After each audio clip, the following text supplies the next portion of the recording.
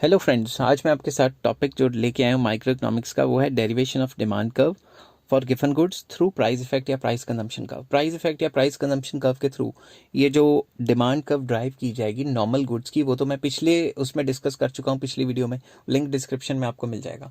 But on the other hand जो given goods हैं उस केस में क्या होता है, तो सबसे पहले आपको गिवन गुड्स का थोड़ा सा शॉर्ट में इंट्रोडक्शन देता हूँ।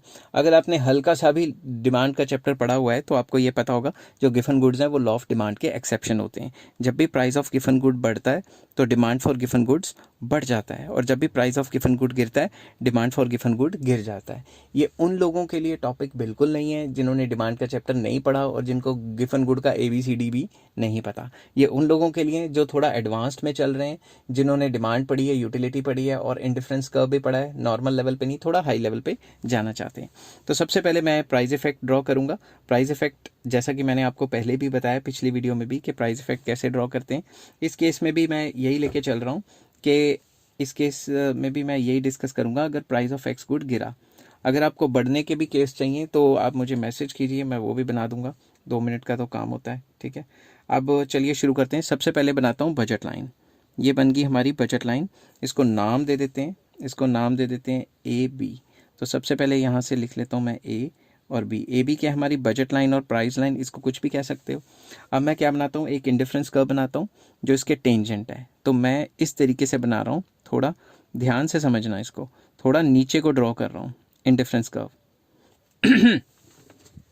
बोल बोल के गला बैठ जाता है कभी कभी, कभी कभी क्या हमेशा ही बैठ जाता है। E is the point of equilibrium, इसको मैं E पॉइंट को ड्रॉ कर लेता हूँ। तो इनिशियल स्टेज पे क्या है, सबसे पहले AB बजट लाइन है और IC इंडिफरेंस कर्व है। इंडिफरेंस कर्व के सामने E is the point of equilibrium, equilibrium के सामने हम क्या खा रहे हैं, हम इक्विलिब्रियम के सामने अगर मैं डॉटेड लाइन से जोड़ूँ तो नीचे वाले डायग्राम को भी डॉटेड लाइन से मैं जोड़ देता हूँ, तो हम एक्स गुड खा रहे हैं OX, इसको नाम दे देता हूँ OX, ठीक है। और एक्स गुड क्या है, गिवन गुड, जो मैंने नीचे भी शो लिखा हुआ है प्रॉपरली, गिवन गुड। अब मैं ये दिखाता हूँ कि अगर प्राइस गिरा तो उसका क्या केस बनेगा। मान लो हम यहाँ पे शो करना चाहते हैं कि प्राइस गिरा, मैं कलर चेंज कर लेता हूँ ताकि आपको पता लग जाए कि बाद में मैंने क्या किया। अगर प्राइस गिरता है तो मान लो ये यहाँ तक चला गया, ठीक है। तो इसको इस बार तो एकदम परफेक्ट बन गई, तो इसको नेम दे देते हैं यहाँ तक AB1। तो नई बजट लाइन कौन सी है, AB1। तो दिमाग से सोचो सॉरी, जब भी प्राइस ऑफ गिवन गुड गिरेगा तो डिमांड फॉर गिवन गुड तो गिरेगी ना, बढ़ेगी तो नहीं।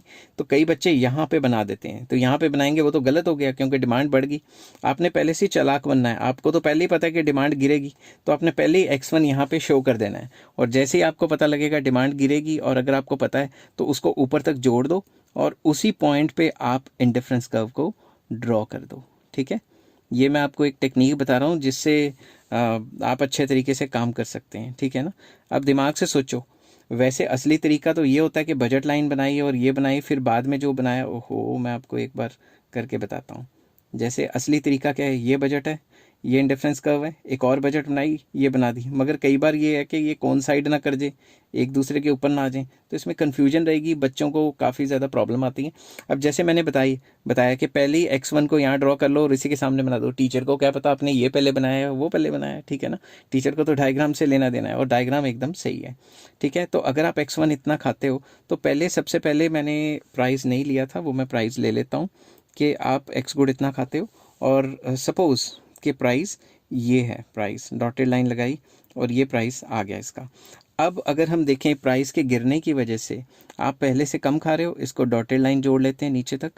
अगर मैं इसको डॉटेड लाइन लेता हूँ यहाँ तक, इसको मैंने ऊपर वाले डायग्राम में X1 दिया है, तो यहाँ वाले डायग्राम में भी X1 दे देता हूँ। और प्राइस क्या है, पहले से गिरा है, तो प्राइस मान लो पहले से गिरा, ये हो गया।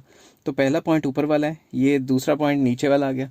अगर मैं इन दोनों पॉइंट्स को अगर मैं जोड़ने की कोशिश करता हूँ तो जो कर्व बनेगी वो इस टाइप की बन जाएगी, ठीक है। ये क्या है, demand curve for given goods, समझ के बात। तो ये गिवन गुड्स की डिमांड कर्व क्या दिखाती है, पॉजिटिव रिलेशन ही दिखाती है ना।